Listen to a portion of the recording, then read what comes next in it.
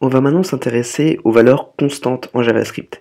Jusqu'ici, comme on disposait uniquement du mot-clé var pour nos variables, même si on souhaitait déclarer une variable qui était constante, autrement dit qu'on n'allait absolument jamais lui réattribuer une autre valeur, on aurait comme écrit var constante, souvent en majuscule, égale valeur.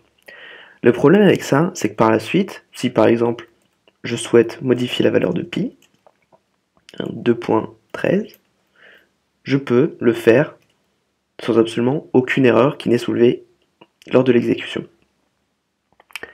Avec ES6, on a un nouveau mot-clé qui est apparu, qui s'appelle const, C-O-N-S-T, je vais y arriver, qui vous permet de dire qu'une variable sera une constante.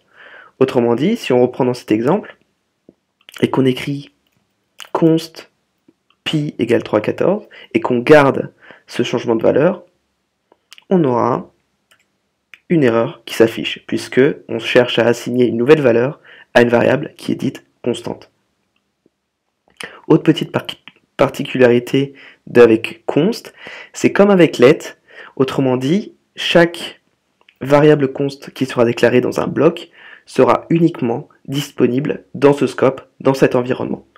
Si on fait un petit exemple, et qu'on déclare ici const pi 3,14 de nouveau, qu'on exécute ce code, on n'a absolument aucune erreur, puisque cette déclaration a été faite dans un bloc qui est différent, qui a un scope différent que lors de cette déclaration.